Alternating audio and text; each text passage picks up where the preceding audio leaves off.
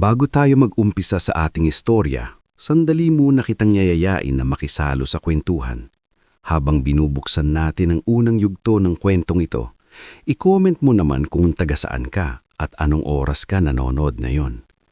Nakakatuwang isipin na habang tahimik ang gabi sa iba o kasisimula pa lang ng umaga sa iba naman, sabay-sabay nating matutunghayan ang isang kwentong puno ng lihim, sakit, at mga katotohanang matagal itinago sa likod ng karangyaan. Sa tuktok ng isang tahimik na burol sa San Celestino, nakatayo ang napakalaking mansyon ng pamilyang Vergel de Mesa, ang Villa Esmeralda. Sa unang tingin, isa itong tahanang kahanga-hanga. Matatayog na haligi, malalawak na balkonahe, makikinang na bintana at harding parang laging handang kuhanan ng litrato para sa mga pahayagan at magazine. Mulit tulad ng maraming bahay na punong-puno ng ginto at mamahaling dekorasyon, may mga bahagi itong hindi naaabot ng liwanag. May mga sulok na tahimik, malamig, at tila may kinikimkim na mga lihim na hindi dapat marinig ng iba. Isa sa mga sulok na iyon ang lumang silangang pakpak ng mansyon. Doon madalas makita si Gavino Luarca. Si Gavino ay isang matandang janitor na halos hindi napapansin ng mga panauhin ng bahay. Payat ang kanyang pangangatawan, bahagyang kuba ang likod at mabagal ngulit maingat kung kumilos. Palagi siyang nakasuot ng maayos na lumang uniforme na lagi niyang nilalabhan ng mabuti kahit kupas na ang kulay. Tahimik siya, hindi mahilig makisali sa tsismisan ng mga kasambahay at bihirang magkwento tungkol sa sarili. Ngunit sa loob ng Villa Esmeralda, halos lahat ay sanay nang makitang hawak niya ang walis, timba o basahang parang bahagi na ng katawan niya. "Manong Gabino, wag niyo nang kayong magbuhat niyan. Mabigat po yan," sabi minsan ni Luningning, ang labanderang likas ang kabaitan, nang makitang may dala itong 2 kahon ng lumang kortina. Ngumiti lamang si Gavino ng mahina. "Kaya ko pa to, Ining. Kapag sanay na ang katawan sa bigat, parang hindi na niya iniinda." "Pero tao pa rin kayo," sagot ni Luningning habang inaabot ang isang kahon.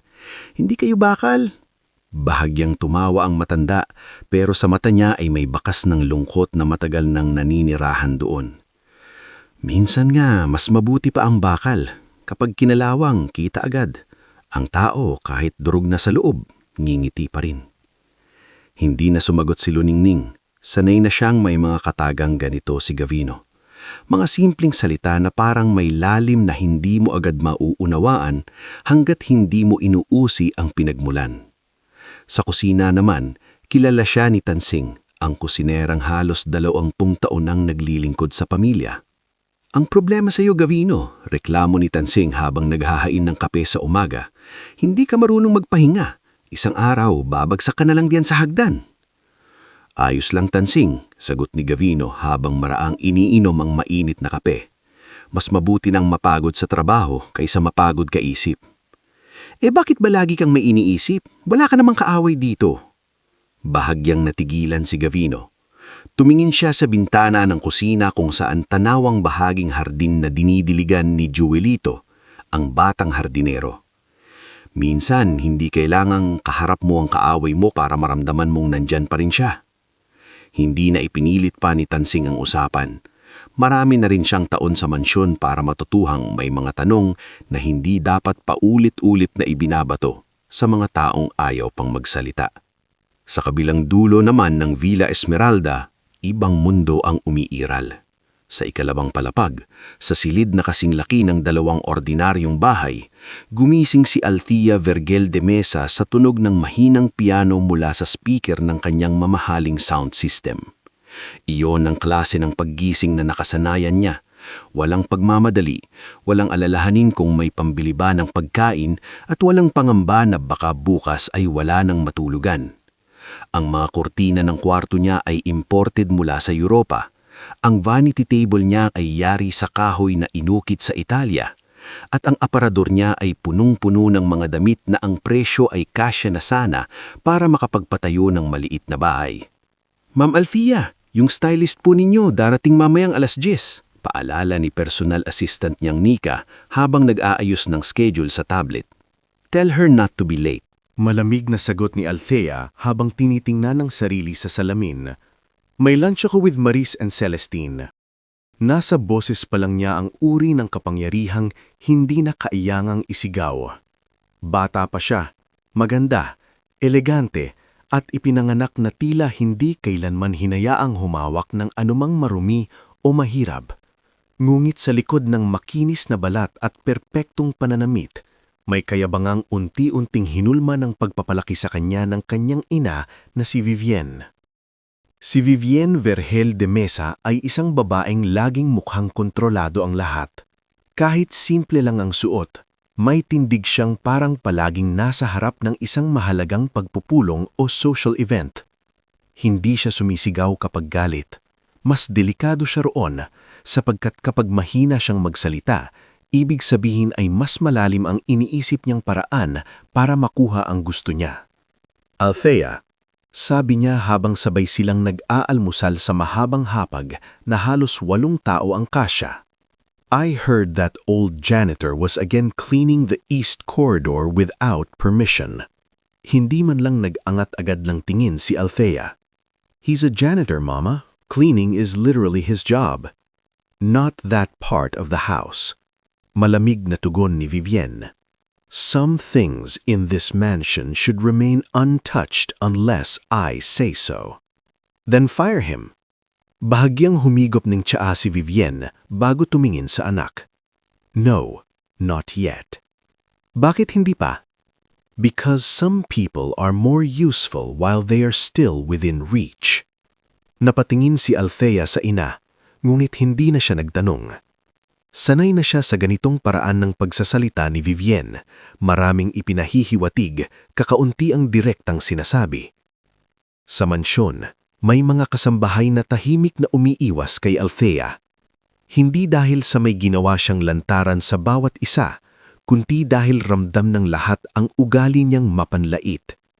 Kapag may hindi nasunod sa gusto niya, sapat na ang isang tingin niya para manginig ang isang tao.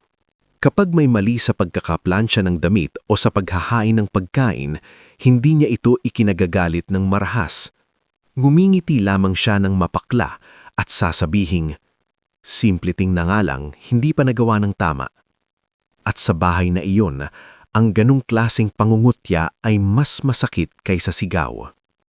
Isang umaga, habang naglilinis si Gavino ng mga lumang portrait frame sa silangang pasilyo, dumaan si Berto, ang driver ng pamilya na may dalang kahon ng mga bote ng imported wine. Manong, mahinang tawag ni Berto. May hiningi si Ma'am Vivienne na lumang listahan ng mga gamit sa storage room. Alam niyo ba kung saan nakalagay?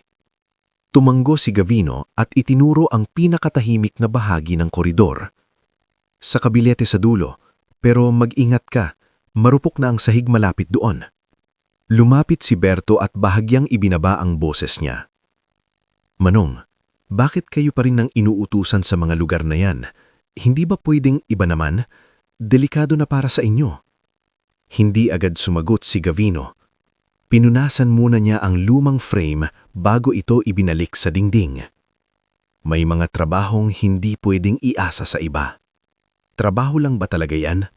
Tanong ni Berto, halata nang may gustong tuklasin. Napatingin si Gavino sa kanya. Saglit lamang, ngulit sapat iyon para makita ni Berto ang bigat sa mga mata nito. May mga bagay, Berto, na mas mabuting bantayan mo na lang ng tahimik. Kasi kapag ipinilit mong buksan, baka mas maraming masaktan. Maya-maya ay dumating si Joelito na may dalang bagong pinitas na rosas mula sa hardin.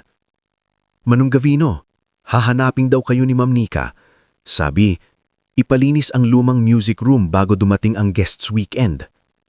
Ngayon din? At saka, nag-atubili si Joelito. Narinig ko si Ma'am Althea, naiinis daw kasi parang multo raw kayo rito kung saan-saan sumusulpot. Ngumiti na lamang si Gavino, ngunit mas halata ang pagod sa kanyang mukha kaysa saya. Hayaan mo na, ang mahalaga, malinis ang bahay. Ngunit habang papalayo sina Berto at Joelito, Napatingin si Gavino sa suot niyang relo, isang luma ngunit napakaingat niyang alagaw timepiece na may kakaibang disenyo. Hindi iyon kumikinang ng marangya, ngunit halatang mamahalin at pambihira. Sandali niyang itong hinawak na parang may inaalalang pangako. Sa kabilang banda, abala si Althea sa paghahanda para sa isang luncheon kasama ang mga kaibigan niyang sina Maris, Celestine at Odela.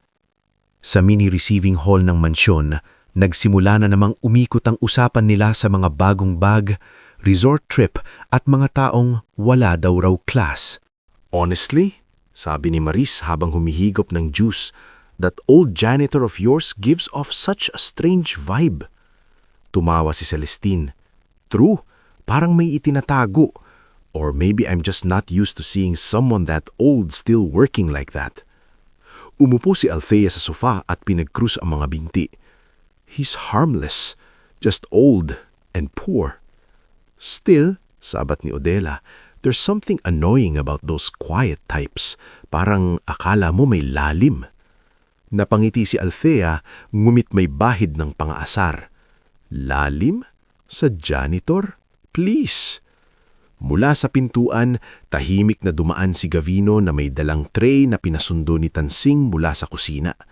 Hindi niya intensyong makinig, ngunit malinaw sa kanya ang mga salitang iyon. Hindi siya tumigil. Sanay na siya.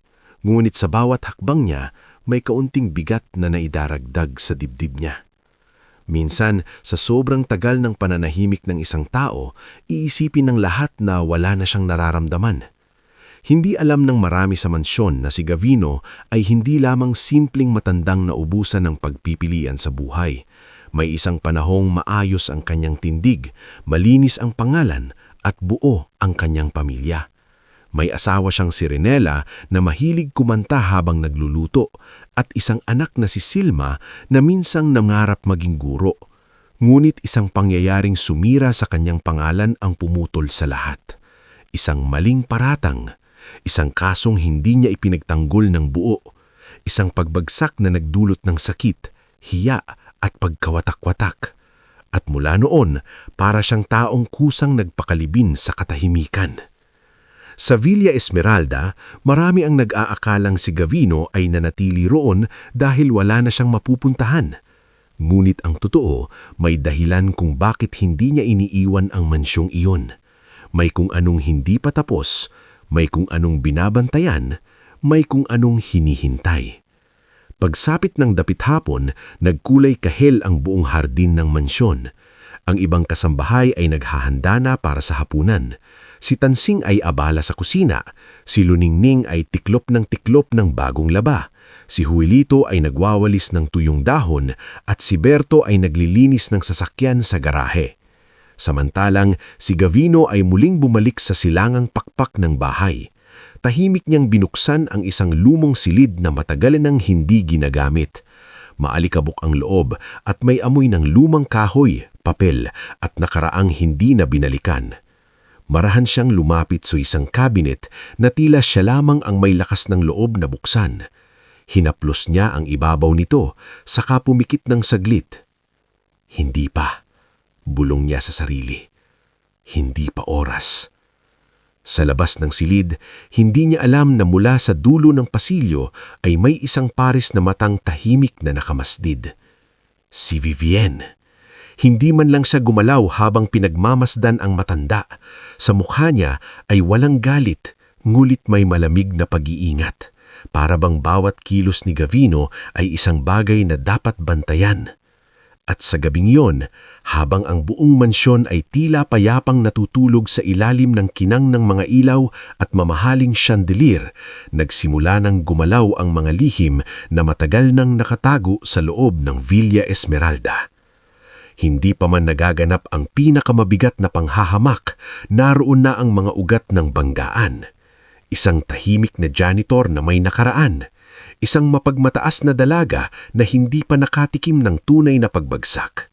Isang inang may planong hindi sinasabi ng buo. At isang mansyon na alam ang lahat, ngulit ni isang beses ay hindi nagsalita. Bago tayo mag-umpisa sa pagpapatuloy ng ating istorya, samahan mo muna ako sa isa na namang gabi ng kwentuhan. Habang lumalalim ang mga sikreto sa loob ng Villa Esmeralda, i-comment mo naman kung taga saan ka at anong oras ka ngayong nanonood. Mas masarap sumabay sa ganitong kwento kapag alam mong may kapwa kang nakikinig sa iba't ibang sulok ng mundo, pare-parehong gustong tuklasin kung hanggang saan kayang itago ng kayamanan ang katotohanan. Kinabukasan ng gabing iyon, mas maagang nagising si Gavino kaysa nakakasanayan niya. Hindi dahil mahimbing ang tulog niya, kundi dahil madalas ay hindi naman talaga siyang dinadalaw ng tulog ng buo. Sa maliit na kwartong ipinagamit sa kanya malapit sa lumang utility area, marahang na umupo ang matanda sa gilid ng kama. Ilang segundo siyang nanatiling tahimik bago inutan ang kamay sa ibabaw ng munting kabinete. Nandoon ang kanyang relo. Muli niya iyong hinawakan na parang isang bagay na hindi lamang nagsasabi ng oras, kundi nagpapaalala rin niya ng mga taon na pilit niyang nilalamon ng tahimik. Isa na namang araw. Mahinang bulong niya sa sarili. Sa labas ng kanyang silid, tahimik nang gumigising ang Villa Esmeralda. Rinig ang kaluskos ng mga plato mula sa kusina, ang mahinang lagitig ng host na hawak ni Julito sa hardin, at ang yabag ng mga kasambahay na alam ang kani-kanilang tungkulin. Ngunit sa isang bahay na kasing laki ng mansyon, hindi lahat ng gising ay nangangahulugang payapa ang loob. Sa kusina, nadatnan ni Gavino si Tansing na abala na sa paggisa ng bawang at sibuyas. Napatingin ng matandang kusinera sa kanya at bahagyang napasimangot. "Oh, heto na naman siya," sabi ni Tansing. "Aga-aga, para kang may hinahabol." "Trabaho," simpleng sagot ni Gavino habang inaabot ang takure para magsalin ng mainit na tubig. "Trabaho raw," pabulong na ulit ni Tansing. "Ikaw ang klase ng tao na kahit lagnatin sasabihin mo trabaho pa rin." Napangiti ng bahagya si Gavino. "Kapag tumigil akong gumalaw, mas marami akong maririnig sa isip ko." Napatigil si Tansing sa paghalo ng niluluto. Minsan, kailangan ding marinig ang isip, hindi habang buhay pwedeng takasan. Bahagyang yumuko si Gavino. Hindi lahat ng iniisip nakakabuti kapag binalikan. Hindi na sumagot si Tansing, ngunit sa titig niya halata ang awa. Isa siya sa iilang tao sa mansyon na hindi tumitingin kay Gavino bilang ordinaryong tauhan lamang, marahil dahil sapat na ang edad niya para makilatis ang klasing sakit na hindi na ipapaliwanag ng simpleng pagod. Maya-maya'y pumasok si Berto, bitbit ang susi ng ikatlong sasakyan ng pamilya. "Manang Tansing, may dagdag daw sa breakfast ni Ma'am Althea, avocado toast, 2 eggs at yung imported na yogurt," sabi niya. "Pwede bang may isang umagang pandesal at itlog na lang ang hingin niya?" Inis na sagot ni Tansing. Hindi namang kumakain ng maayos, ang dami pang arte. Napangiti si Berto at saka lumapit kay Gavino. "Manong, mamaya raw may pupuntahang luncheon si Ma'am Althea, baka pati east driveway ipalinis na naman." Tumanggo si Gavino. "Ako na bahala." Napailing si Berto. "Kayo na naman, lagi na lang kayo." "Hayaan mo na," sagot ng matanda. "May mga bagay na mas mabuti nang ako ang gumagawa." Narinig iyon ni Luningning na kararating lang mula sa laundry room na may dalang maayos na plantsadong table linen. "Manong, bakit parang kayo lagi ang may ganyang linya? Ako na bahala, ako na gagawa, ako na lang. Parang wala kayong ibang inaasahan sa buhay kundi sarili ninyo." Napatingin si Gavino kay Luningning at ngumiti ng mahina. "Kapag nasanay ka kasing mawalan, hindi ka na basta umaasa." Nanahimik si Luningning. Kahit sanay siya sa pagiging tahimik ng matanda, may mga sagot itong tumatama sa dibdib. Sa itaas ng mansyon, kasabay ng pagpasok ng liwanag sa malalawakang bintana ng dining wing, naghahanda na rin si Vivien para sa isang mahalagang pulong. Nakasuot siya ng isang elegante, ngumbit simpleng bestida at gaya ng dati ay kontrolado ang bawat kumpas niya. Sa reading room, naroon si Attorney Isandro Valles, ang abogado ng pamilya. May hawak na ilang dokumento at tila hindi komportable sa bigat ng katahimikan. "Attorney Isandro," malamig na bati ni Vivien habang umuupo sa tapat niya. "I trust you received my message." "Oo, Mrs. Vergel de Mesa," sagot ng abogado. Tungkol ito sa nalalapit na pagbubukas ng supplementary documents na iniwan ni Don Severo. Supplementary documents, ulit ni Vivienne, tila ninanamnamang salita. Napapakaingranding termino para sa mga bagay na mas mabuting hindi na binubuksan. Naglinis na ilalamunan si Attorney Isandro. May ilang kondisyon po ang inyong biyanan noon, legal na kailangang legal, putol ni Vivienne. Alam ko ang legal, attorney. Ang gusto kong malaman ay kung may paraan para hindi na lumaki ang anumang hindi naman kailangang ungkatin. Nagsalubong ang kilay ng abogado. May mga papeles pong hindi na pwedeng pigilan kapag dumating ang tamang petsa. Sumandal si Vivienne at pinagmasdan ng lalaki. At kasama roon ang mga bagay na may kinalaman sa ilang dating empleyado. Saglit na napatingin si Attorney Isandro sa mga papel bago bumalik ang tingin sa kanya. Hindi ko po alam kung sino ang tinutukoy ninyo. Ngumiti si Vivienne, isang ngiting hindi nakakaaliw. Alam mo, pareho nating alam. Hindi agad nakasagot ang abogado sapagkat totoo, alam niya. At dahil alam niya, mas mabigat ang bawat salita sa silid. Sa kabilang banda, kabaligtaran ng lamig ng reading room ang kasiglahan sa silid ni Althea. Naroon sina Maurice at Celestine, parehong bagong dating para samahan siya sa luncheon sa City Club. Nakahilerang parang eksibisyon ang mga alahas at bag sa kama habang abala silang pumipili ng babagay sa kanya. "This one," sabi ni Maurice sabay hawak sa isang mamahaling clutch. "It screams old money." "Everything here screams old money," natatawang sagot ni Celestine. Humarap si Althea sa salamin habang inaayos ni Nika ang buhok niya. "Mama has a meeting with Isandro today. Mukhang may kung anong legal stuff na naman." "About the estate?" tanong ni Maurice. "Probably," kibit-balikat si Althea. "Honestly, nakakasawa na. Akala mo may mauubos sa amin." "May mauubos naman talaga," biro ni Celestine. "Your patience."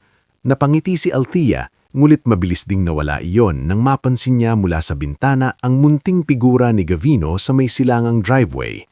Nakayuko ito habang pinupunasan ng mga lumang plant box sa gilid ng daanan. "Bakit ba lagi kong nakikitang matandang yan kahit saan?" mahinang sabi niya. "What about him?" tanong ni Maurice. "He creeps me out. Parang laging may alam na hindi sinasabi."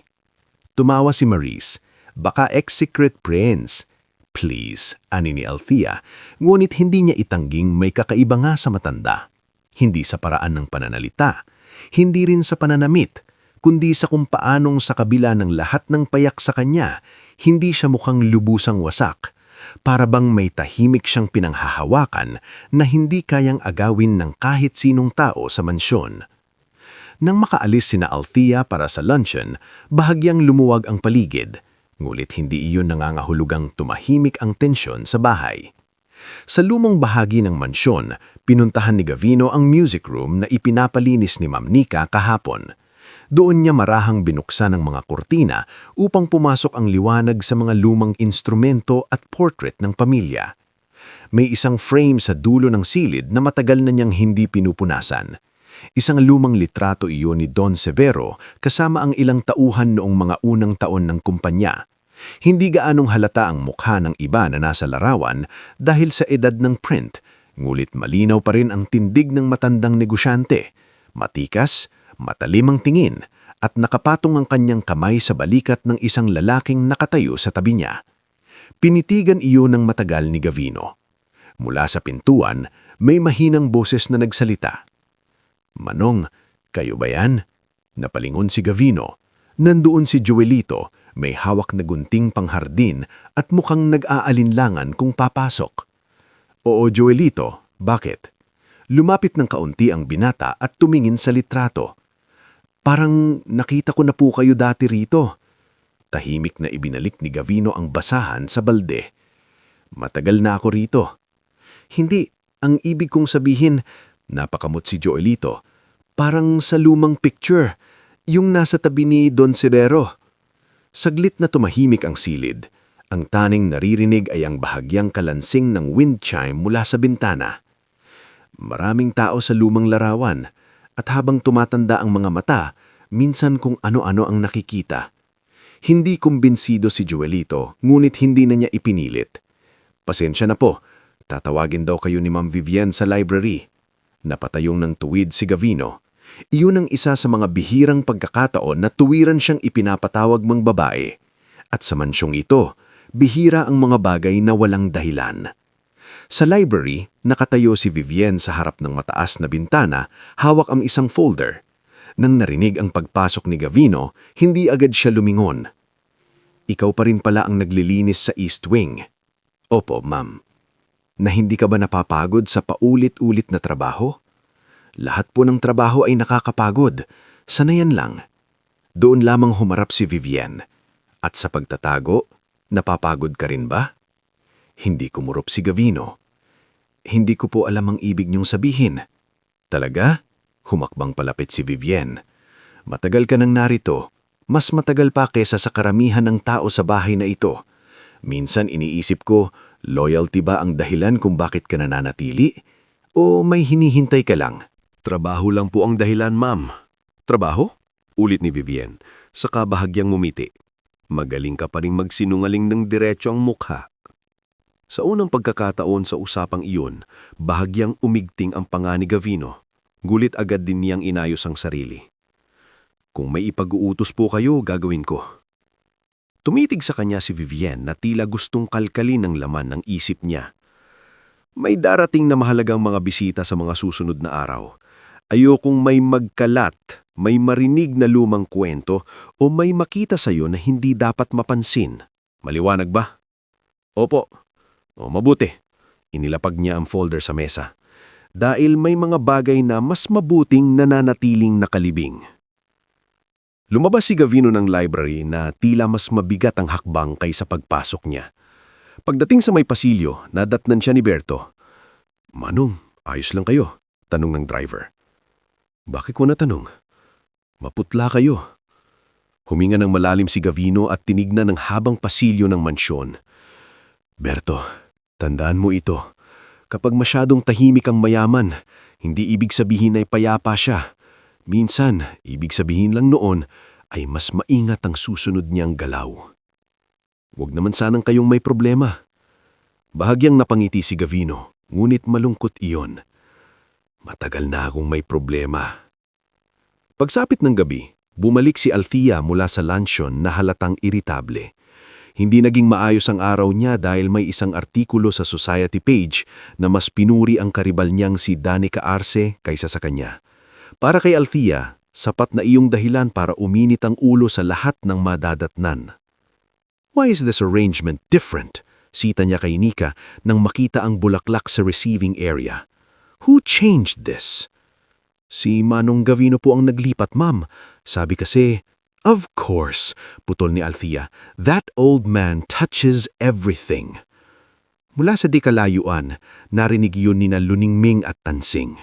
Nagkatinginan sila ngunit parehong hindi nagsalita. Sanay silang walang mabuting na idudulot ang yamot ng dalaga. Nang gabi niyon, habang abala ang lahat sa paghahanda para sa nalalapit na weekend gathering sa mansyon, mag-isang bumalik si Gavino sa lumang silid sa silangang Pakwak. Muli niyang binuksan ang kabinet na matagal niyang binabantayan.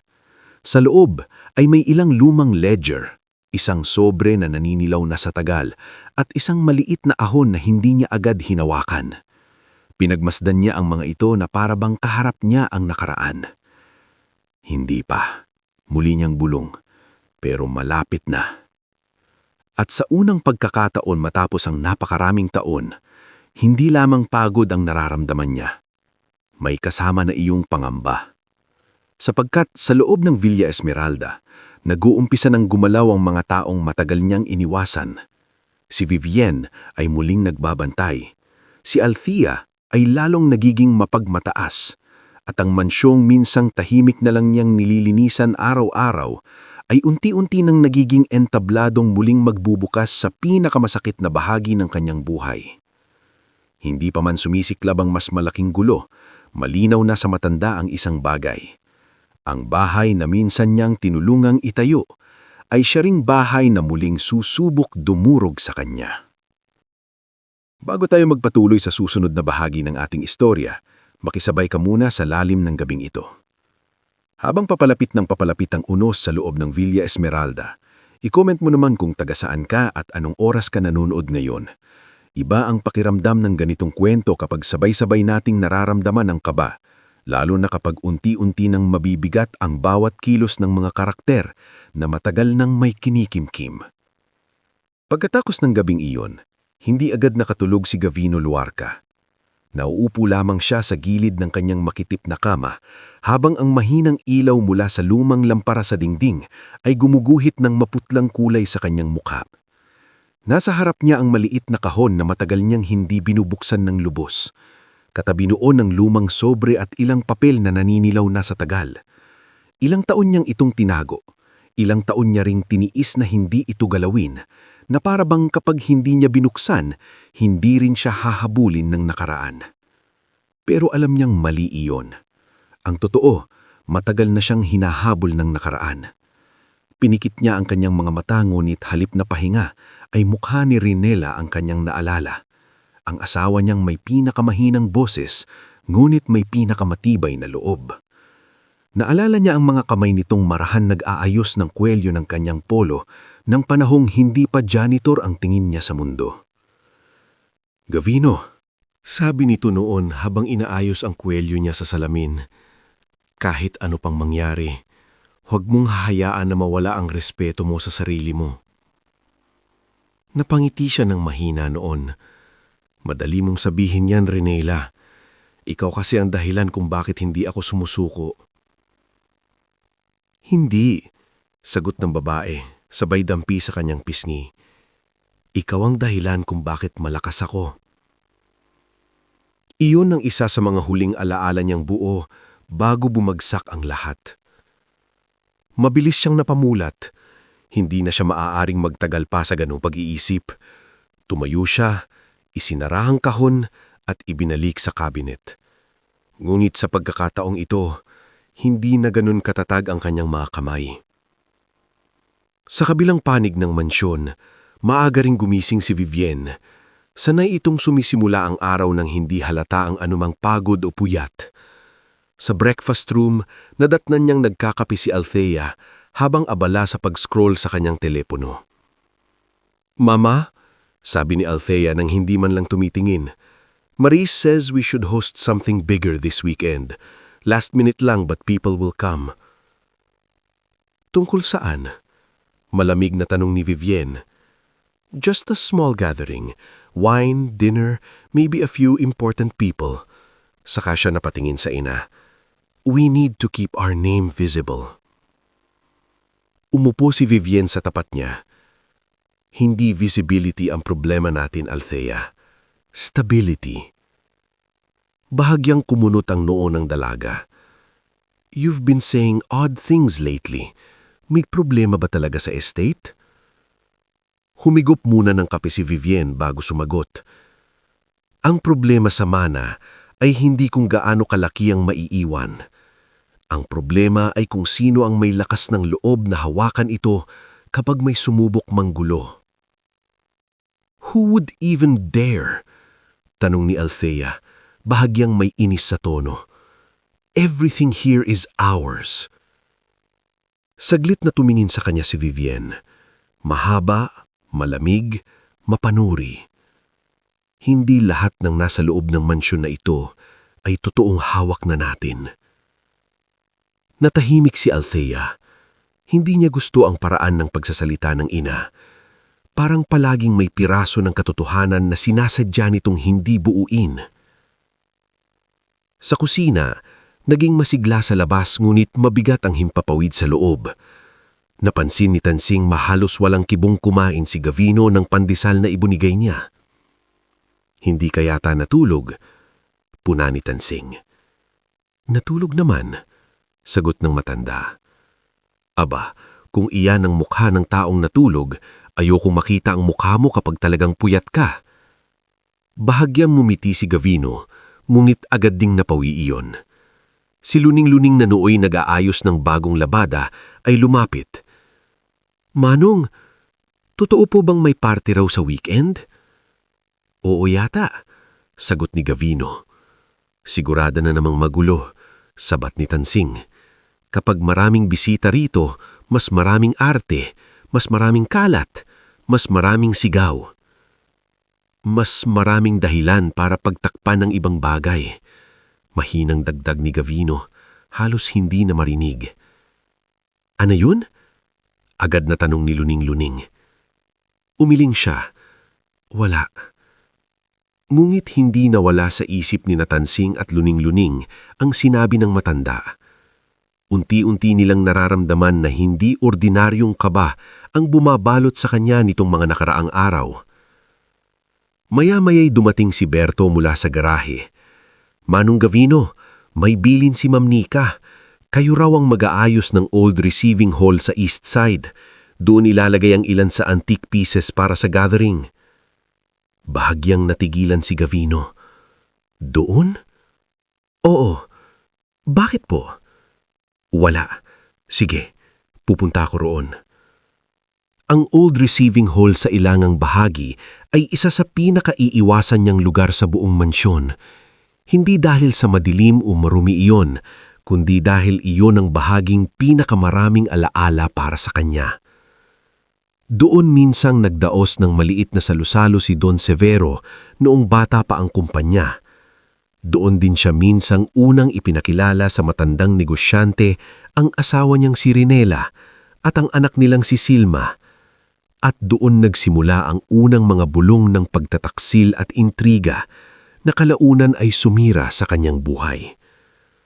Pagdating niya roon, bumungad sa kanya ang matataas na arko, ang mahahabang kurtina at ang mga antigong upuan na tila hindi na ginagalaw maliban kung may espesyal na okasyon.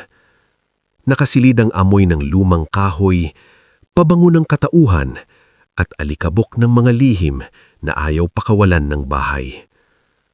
Marahan siyang nagsimulang maglinis. Habang pinupunasan niya ang isang lumang mesa, dumating si Joelito na may dalang plorera ng sariwang bulaklak. Dito raw ilalagay ito, Manong. Sabi ng binata. Sabi ni Ma'am Nika, kailangan daw elegante pero hindi masyadong funeral ang dating. Napangiti si Gavino. Ang hirap na utos na yan. Napatawa si Joelito. Oo nga po, kapag sila ang nagsasalita, parang pwedeng bawiin at baguhin kada 5 minuto. Tahimik silang nagtrabaho ng ilang sandali hanggang sa mapatingin si Joelito sa isang lumang piano sa gilid ng hall. Manong, alam niyo po ba kung sino ang tumutugtog niyang dati? Saglit na natigilan si Gavino. Ang asawa ko. Napalingon si Joelito. Ha? Asawa ninyo? Doon lang naunawaan ng matanda ang naisagot niya. Napahawak siya sa gilid ng mesa at huminga ng malalim. Hindi niya alam kung bakit iyon ang unang beses na may isa siyang nasagot ng ganoon kadiretsyo. Matagal na po ba siyang wala? Maingat na tanong ng binata. Oo, maikling sagot ni Gavino. Matagal na. Hindi na nadagdagan pa ang usapan, ngulit sapat na iyon para maramdaman ni Joelito na may malaking bahagi ng buhay ng matanda ang nakabaon sa mismong mga silid na araw-araw niyang nililinis. Pagsapit ng tanghali, dumating sa mansyon si Ma'am Perla Tiu, ang matagal ng dating sekretary ni Don Severo. Matanda na rin ito. Maayos pa rin manamit at may tindig ng isang babaeng sanay magtago ng mahahalagang detalye sa likod ng payapang mukha. Dumiretso siya sa reading room kung saan naghihintay si Attorney Isandro. Sa pasilyo malapit sa old receiving hall, nakita siya ni Gavino. Nagtagpo ang kanilang mga mata. Saglit, ngulit sa isang saglit na iyon para bang binalikan sila ng 20 ilang taon na hindi nasabi. Lumapit si Perla ng bahagya. Gavino. Hindi niya agad napansin na nanginig ang sariling kamay habang hawak ang basahan. Mang Perla. Matagal silang hindi nagsalita. Sa likod nila'y abala si Joelito sa pag-aayos ng bulaklak, gulit sapat ang layo nito para hindi marinig ang mahihinang tinig nila. Akala ko hindi ka na babalik sa bahaging ito ng bahay. Sabi ni Perla. Akala ko rin hindi ka na muling papasok dito. Tugon niya. Napayuko si Perla. Wala akong choice. Dumating na rin yata talaga ang oras. Matagal nang dapat dumating. Sabi ni Gavino. Hindi iyon galit ngunit ramdam ang pagod ng mga taong napilitang maghintay ng napakahabang panahon. Tumingin sa kanya si Perla, may halong awa sa mga mata. Hindi ko nakalimutan. Pero nanahimik ka. Dahil may mga buhay na nakataya noon. Napapikit si Gavino ng mariim at may buhay ding nasira. Wala nang naisagot si Perla, sapagkat totoo iyon. Bago pa man madugtungan ng usapan, narinig nilang paparating si Nika mula sa pasilyo. Mabilis na umayos si Perla ng tindig at lumayo ng kaunti. "Ma'am Perla," batiin ni Nika, "hinihintay na po kaya ni Mrs. Vivian sa reading room." Tumanggo ang matandang babae, ngunit bago siya tuluyang lumakad palayo, sandali siyang muling tumingin kay Gavino. "Mag-iingat ka," mahinang sabi niya. Hindi siya sumagot. Nang makaalis si Perla, para bang lalo pang bumigat ang paligid para kay Gavino. Ang mga salitang "dumating na ang oras" ay paulit-ulit na umalingaw-ngaw sa isip niya. Iyon din ang kinakatakutan niya. Sapagkat kapag dumating na ang oras, hindi na pwedeng umurong, hindi na pwedeng magkaila, at hindi na pwedeng manatiling janitor lamang ang tingin ng lahat sa kanya. Pagsapit ng hapon, bumalik si Althea mula sa isang shopping appointment sa lungsod. May bitbit siyang ilang bag at halatang masama ang timpla. Agad niyang itinatawag si Nika at pinagalitan dahil hindi maayos ang placement ng candles sa receiving hall. "Bakit ang daming nagdedesisyon dito nang hindi ako kinukonsulta?" Inis niya sabi. "Ma'am, sabi po ni Mrs. Vivian." "I don't care if Mama said so." Bumuga ng hangin si Althea. "At sino ang naglinis doon sa Old Hall?" "Si Manong Gavino po." "Of course." Hindi malinaw sa kanya kung bakit tila lalong umiinit ang ulo niya sa tuwing naririnig ang pangalang iyon. Hindi pa naman siya direktang inaagrabyado ng matanda. Hindi ito sumasagot, hindi nagmamatigas, hindi nangungupit, hindi tsismoso. Ngunit marahil iyon na nga ang dahilan, masyado itong tahimik. At ang mga taong tahimik, para kay Althea, ay parang may kapangyarihang manghusga kahit hindi nagsasalita. Kinagabihan, habang abala ang halos lahat sa paghahanda para sa nalalapit na pagtitipon, muling bumalik si Gavino sa silangang pakpak. Sa pagkakataong iyon, hindi na lamang siya naglinis. Marahan niyang binuksan ng isang makitid na pinto sa likod ng old receiving hall na halos nakatago sa likod ng makapal na kurtina. Isang makitid na storage alcove ang nasa likod nito. Nandoon pa rin ang lumang bakal na filing chest. At sa tabi nito, may nakaimbak pang 2 kahon ng mga lumang aklat at ledger. Isa-isa niyang hinaplos ang mga ito na parabang bawat kahon ay may sariling tibok. Parang buhay ang mga alaala sa silid na iyon. Maya-maya, may narinig siyang yabag sa labas. Mabilis niyang isinara ang pinto at humakbang palayo. Paglabas niya sa pasilyo, si Vivian ang nadatnan niya. Tahimik itong nakatayo, suot ang isang mamahaling seda at ang tingin ay diretsyo sa kanya. "May hinahanap ka ba roon?" tanong ng babae. "Wala po ma'am, tinitignan ko lang kung may dapat pang linisin." Nakakatawa, malamig nitong sagot. 3 dekada ka nang naglilinis dito pero may mga sulok pa ring tila masyado mong gustong balikan. Nanatiling tuwid ang tindig ni Gavino. "Bahagi po ng trabaho ko ang tiyaking maayos ang bawat bahagi ng bahay." "Talaga?" Bahagyang lumapit si Vivian. "O baka may mga bagay ka lang na ayaw mong maunang makita ng iba?"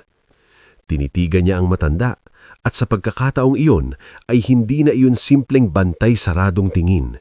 Isa iyong tingin ng taong alam na may mahalagang piraso ng nakaraan na nasa kamay ng kaharap niya. Ngunit hindi pa rin nagpatinag si Gavino. "Minsan po ma'am, may mga bagay na hindi kailangang itago kung wala namang dapat ikatakot." Doon bahagyang nagbago ang ekspresyon ni Vivian. Isang saglit lang. Ngunit sapat yun para maramdaman ni Gavino na tama ang hinala niya. Natatakot ito. At sa unang pagkakataon matapos ang napakaraming taon, hindi lamang si Gavino ang may dalang lihim sa loob ng Villa Esmeralda. May mga lihim ding nanginginig sa takot na mabunyag. Bago tayo magpatuloy sa panibagong bahagi ng ating istorya, samahan mo muna ako muli sa gabing ito ng mga lihim at mabibigat na katotohanan. Habang lalo pang umiigting ang tensyon sa loob ng Villa Esmeralda, i-comment mo naman kung taga saan ka at anong oras ka nanonood ngayon. Habang mas lumalalim ang ating kwento, mas dama natin na sa bawat mansyon palang mukhang tahimik sa labas, may mga pusong unti-unti nang nabibiyak sa loob. Hindi agad umalis si Vivienne sa harap ni Gavino matapos nitong sabihin ang mga salitang iyon. Minsan po ma'am, may mga bagay na hindi kailangang itago kung wala namang dapat ikatakot. Ilang saglit na walang narinig sa pasilyo kundi ang mahinang ugong ng air vent at ang mga mahihinang kalansing mula sa malayong kusina. Ngulit ang katahimikan sa pagitan nilang dalawa ay mas mabigat pa sa anumang ingay sa mansyon. Bahagyang nagtaas ng baba si Vivienne saka pinilit ibalik ang karaniwang lamig sa kanyang muka. Matapang kayata ngayong gabi, Gavino? Hindi po. Napagod lang siguro akong umintindi ng mga tanong na hindi naman dapat tinatanong kung malinaw ang loob ng lahat. Saglit na sumikip ang panga ng babae. Hindi siya sanay na may tauhang nakakasabay sa kanya sa larong puro pahihiwatig. Ngulit hindi rin siya ang tipong agad nagpapakita ng galit. Ang salib ay inayos niya ang mulaylayan ng kanyang seda at nagsalita muli sa boses na kontrolado. Magtrabaho ka na lang at siguraduhin mong maayos ang hall. Ayokong may pumalpak sa darating na salo-salo. Opo, ma'am. Tinalikuran siya ni Vivienne at marahang naglakad palayo. Ngulit bago tuluyang lumiko sa dulo ng pasilyo, huminto ito ng bahagya at hindi lumilingon at nagsalita. May mga tao kasing nagkakamaling isipin na kapag matagal silang nanahimik, mas madali na silang paniwalaan pag nagsalita. Hindi palagi. Pagkasabi noon ay tuluyan na itong nawala sa paningin ni Gavino. Nanatiling nakatayo ang matanda sa pasilyo. Hindi niya alam kung alin ang mas mabigat, ang bantang nakapaloob sa sinabi ni Vivienne o ang katotohanang pareho silang alam na humahabol na ang oras. Sa dami ng taon na lumipas, ngayon lang niya muling naramdaman na baka hindi na siya sapat na tahimik para maligtas ang sarili sa gulo. Kinabukasan, tila mas maagang gumising ang buong Villa Esmeralda. Abala na si Tansing sa kusina sa paghahanda ng mga sauce, broth at marinades para sa darating na weekend gathering. Sa pantry naman, abala si Luningning sa pag-iinspeksyon ng mga bagong table linen at curtain ties na pinadala mula sa city supplier. Sa garahe, iniisa-isa ni Berto ang paglilinis ng mga sasakyan, samantalang si Joelito ay halos hindi na magkanda-ugaga sa pag-aayos ng mga tanim sa hardin dahil gusto ni Althea na perfect ang visual pagdating ng mga bisita.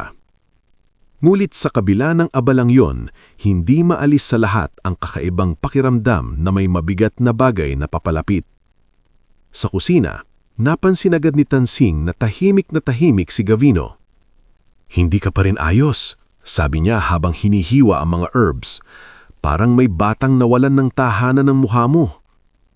Bahagyang napangiti si Gavino habang inilalapag ang malinis na tray sa mesa. Mukha lang siguro akong matanda. Hindi, salubong na sabi ni Tansing. Mas matanda ka pa sa mukha mong yan kapag tahimik ka. Ano ba kasi ang tumatakbo sa isip mo? Hindi sumagot agad si Gavino. Sa halip, tumingin siya sa maliit na bintana sa kusina kung saan tinatamaan ng sinag ng umaga ang bahaging malapit sa east driveway. Tansing, naniniwala ka ba na may mga bahay na nakakaalala? Napahinto ang kusinera. Anong klaseng tanong yan? Yung tipong kahit ilang taon na ang lumipas, parang may mga sulok na hindi nakakalimot.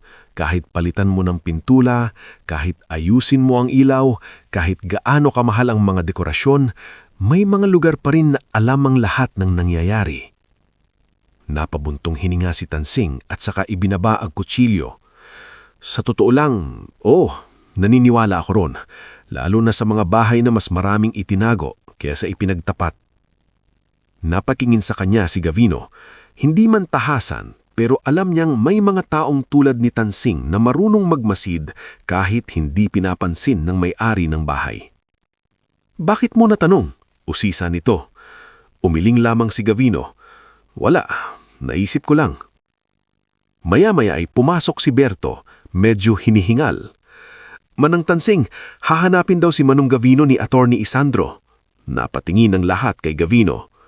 Ngayon? Tanong nito. Oo, sagot ni Berto. Nasa study room siya. Mukhang ayaw niyang makita ng iba kaya doon nagpahintay.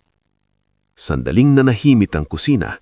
Si Luningning na nooy kakatapos lang magtupi ng table napkins ay napatingin din. Manong, bakit parang ang daming gustong kausapin sa inyo nitong mga araw? Gumiti ng pilit si Gavino. Baka naaalala na nila na may janitor pala rito. Ngulit walang natawa sa biro niyang yun. Pagpasok niya sa study room, nadatnan niya si Attorney Isandro na nakatayo sa harap ng isang bookshelf. Wala roon ng karaniwang pagiging tuwid at pormal ng abogado. Sa halip, mukha itong isang taong may gustong sabihin, ngulit pinipiling sukatin muna ang bawat salita. Attorney, magalang nabati ni Gavino. Lumingon ang abogado at bahagyang tumanggo. Gavino. Pareho silang tumahimik ng ilang segundo. Ano po ang kailangan ninyo? Tanong ng matanda. Hindi agad sumagot si Isandro. Lumapit muna siya sa mesa at ibinaba ang hawak na folder. Pagkatapos ay tumingin siya ng diretsyo kay Gavino. May mga bagay na kailangang maihanda bago dumating ang takdang araw. Narinig ko na po ang mga ganyang linya dati. Karaniwan pagkatapos niyan, may nasasaktan. Napabuntong hininga ang abogado. Hindi ako nandito para saktan ka. Pero dati po, wala rin kayo para ipagtanggol ako. Tumama iyon ng tuwiran. Bahagyang napaluko si Isandro. Tama ka. Hindi inaasahan ni Gavino ang bilis na pag-aamin na iyon, ngunit hindi yun sapat para mapawi ang halos 30 taon ng katahimikan at pagdurusa. Gunon, bakit ninyo ako gustong kausapin?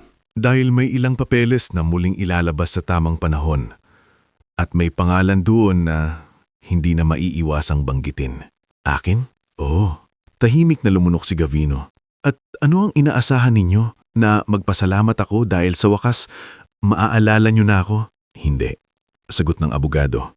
Ang inaasahan ko ay ihanda mong sarili mo. Dahil kapag nabuksan na iyon, hindi na mauuwi sa simpleng bulong-bulungan ng lahat. Maaaring lumaki ang gulo. Maaaring may tumanggi. Maaaring may manira sa iyo ng mas matindi para lang hindi mabago ang kasalukuyan. Dahan-dahang umupo si Gavino sa silya sa tapat ng mesa. Ngayon lamang niya naramdaman ang bigat ng mga salitang iyon nang hindi naisip na baka isa lamang itong panibagong patibong. Ano po ba talagang gusto ninyong sabihin, attorney? Tumingin si Isandro sa saradong pinto bago muling bumaling sa kanya. Gusto kong sabihin na hindi ka dapat mahuli sa paghahanda. May mga tao sa bahay na ito na kapag nakitang papalapit na ang katotohanan, hindi iisipin ng tama. Iisipin nila kung paano mabubura ang banta. Naramdaman ni Gavino ang unti-unting panlalamig ng kanyang mga palad. Banta. Mahinang ulit niya. Oo. At para sa kanila, ikaw yon. Hindi na nakapagsalita si Gavino. Matagal na panahon siyang namuhay na parabang wala na siyang halaga sa mata ng mga tao. Pero isang iglap, ibinabalik sa kanya ng abogado ang posibilidad na hindi pala siya simpleng anino lamang sa bahay na ito, na sa kabila ng lahat, may puwersa pa ring natatakot sa tahimik niyang presensya. Makalipas ang ilang sandali, nagtanong si Gavino, halos pabulong, bakit ka ngayon lang nagsasalita? Nagsara sandali ang mga mata ni Isandro bago ito sumagot. Dahil duwag ako noon. Direkta, walang palusot, may mga bagay akong nakita, mga desisyon na alam kong mali. Pero inuna ko ang katatagan ng pamilya kaysa sa isang taong nadurog para mapanatiling buo ang pangalan nila. Tumigil siya. At alam kong kasalanan ko iyon. Hindi alam ni Gavino kung anong mas masakit. Ang mga nangyari noon o ang marinig na sa wakas ay may umaaming totoo nga ang hinala niyang pinili siyang isakripisyo ng lahat. Tumayo siya ng dahan-dahan. Kung nagsisisi kayo, huwag niyo nang sabihin para sa akin. Sabihin niyo sa Diyos o sa asawa kong namatay na hindi man lang nalinis ang pangalan ko. Pagkasabi noon ay tinalikuran na niya ang abogado at lumabas ng study room. Sa labas, napansin niyang tila mas maliwanag ang araw, ngunit mas mabigat ang mansyon. Parang bawat pader ay may boses na gustong magsalita, ngunit pinipigil pa rin ng takot. Pagsapit ng tanghali, dumating sina Maris, Celestine at Odela para tumulong daw kay Althea sa pagpaplano ng weekend gathering. Sa totoo lang, mas gusto lang nilang makialam sa lahat ng detalye at masigurong magiging usap-usapan ng event. Althea, dapat sa East Hall ang intimate cocktails, mungkahi ni Maris habang tinitignan ng listahan ng setup. No, sagot ni Althea. The lighting feels old. Old is expensive looking, sabat ni Celestine. Lalo na kung proper ang flowers, then fix it. Malamig na sabi ni Althea, I don't want anything looking neglected. Habang sinasabi niya iyon, napatingin siya sa bukas na pinto ng pasilyo at nakita si Gavino na may dalang folded runner at lumang brass lamp para sa old receiving hall. Actually, maybe we should use that hall after all.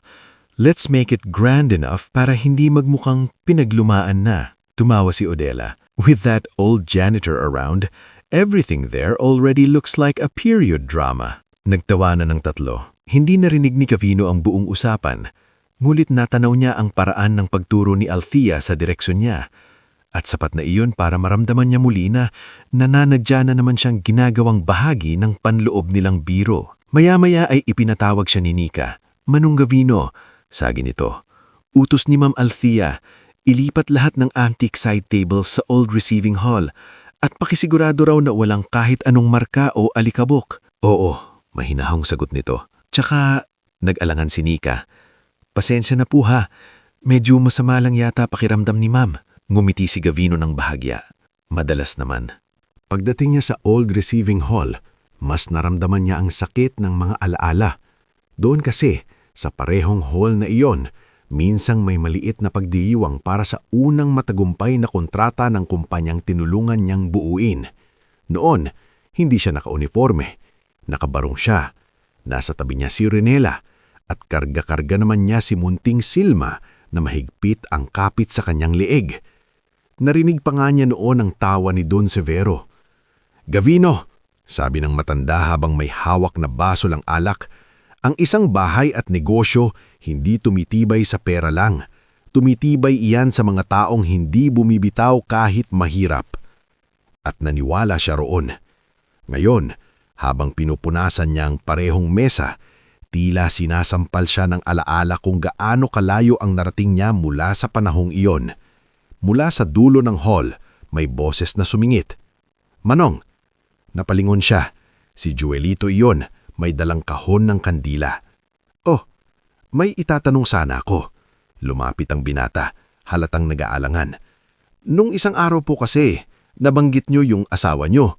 Tapos parang kilala kayo ni Ma'am Perla at ngayon pati si Attorney Isandro gusto kayong kausapin. Parang hindi na talaga kayo simpleng janitor lang. Tahimik na ibinaba ni Gavino ang basahang hawak. Joelito, dahan-dahan sabi niya, ang problema sa katotohanan kapag napaaga ang labas, minsan hindi nakakatulong, nakakasunog. Pero minsan din po kapag sobrang tagal tinago, mas marami pong nasasaktan. Napatingin si Gavino sa binata. Hindi niya inaasahan ang sagot na iyon. Tama ka, mahinang sabi niya. Pero may mga taong hindi handang marinig ang totoo hanggat may napapala sila sa kasinungalingan. Dumating naman si Luningning na may dalang bagong lace covers para sa armchairs.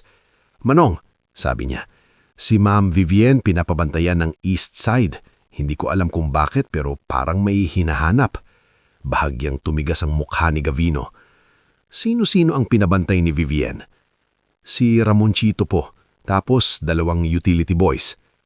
Ramonchito Balenya, ang house steward na palaging may malagkit na tingin at masyadong mausisa sa mga lugar na hindi niya naman dapat pakialaman. Muling bumigat ang pakilamdam ni Gavino. Kung si Ramonchito na ang pinaikot ni Vivienne sa silangang bahagi, ibig sabihin ay hindi na simpleng pagdududa lamang ang meron ng babae. Naghahanap na ito at kapag nakahanap iyon mas maaga kaysa sa kanya, baka tuluyan ng malibing ang anumang pag-asang natitira.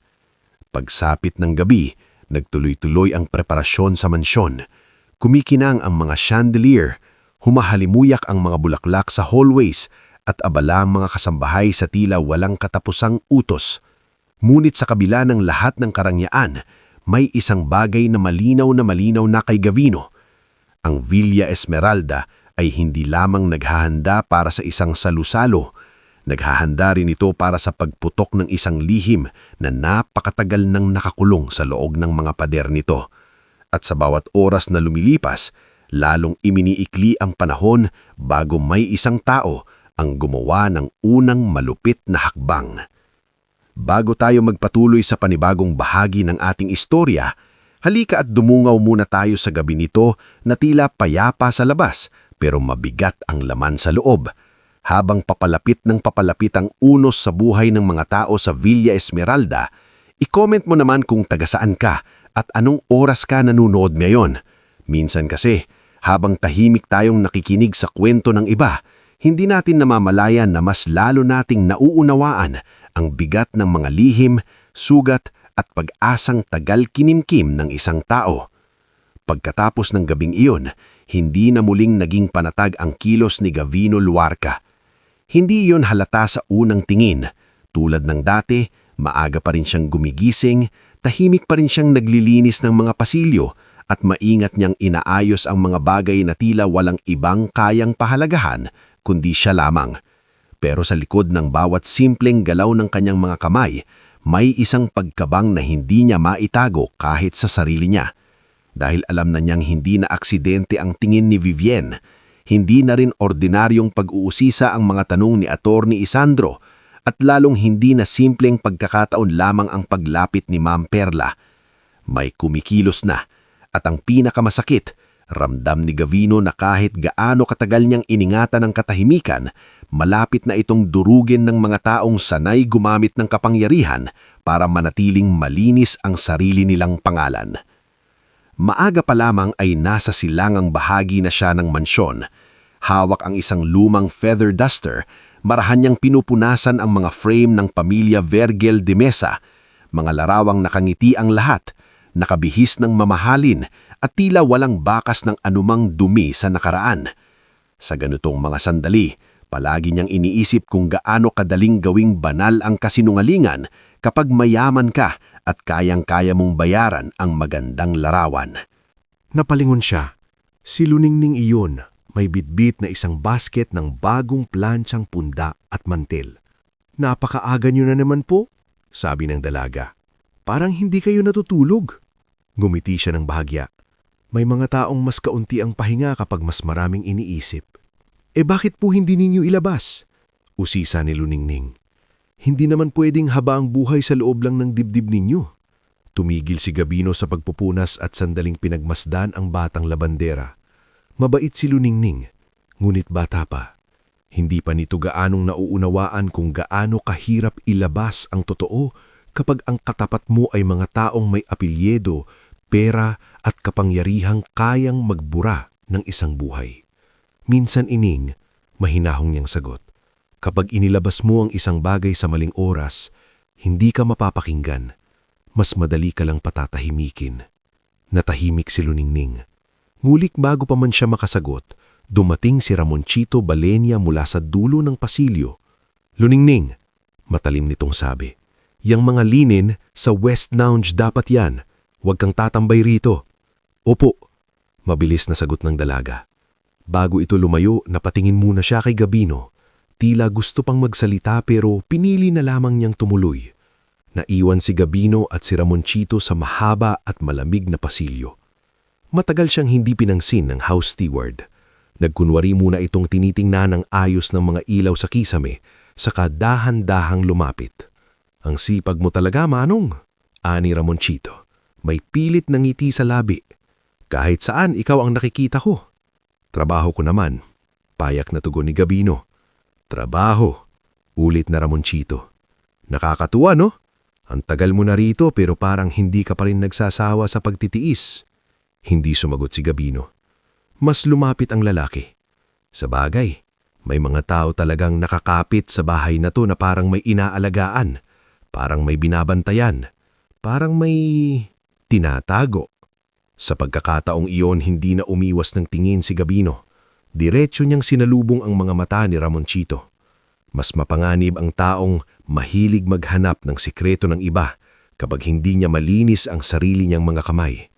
Bahagyang nagbago ang mukha ni Ramonchito. Isang saglit lang, pero sapat para magliwanag sa isip ni Gabino na tama ang kutob niya. Hindi lang utos ang nagpapaikot ng lalaking iyon sa silangang bahagi, may sarili ring itong interes. Matanda ka na, malamig na sabi ni Ramonchito. Dapat marunong ka nang umiwas sa gulo. Matanda na nga ako, kaya alam ko na rin kung sino ang kusang pumapasok sa gulo kahit hindi naman siya tinatawag. Pagkasabi niyon ay tumalikod na siya at iniwan ng lalaki sa pasilyo. Ngunit habang naglalakad ramdam niyang mas bumigat ang paligid. Sa kusina masigla ang mga galaw pero maingay ang bulong-bulungan. Si Tansing ay abala sa pagre-rehearse ng menu para sa malaking salo-salo, habang si Berto naman ay pabalik-balik sa kusina at garahe para sa mga ipapabili at ipapasundo. Parang piyesta na may man sa laki ng handa, sabi ni Berto habang kumakagat sa pandesal. Higit pa sa piyesta, sabi ni Tansing. Kapag mayayaman ang nagtitipon, hindi pagkain ang totoo nilang inahain, yabangan. Napangiti si Joelito na noo ay kakapasok lang dala ng listahan ng mga bulaklak na kailangang kunin sa supplier. Manang Tansing, may dagdag na naman po si Ma'am Althea. Gusto raw niyang imported peonies kahit puro init na rito. Sus Mariusip, reklamo ni Tansing. Bulaklak nga lang, gusto pa sosyal.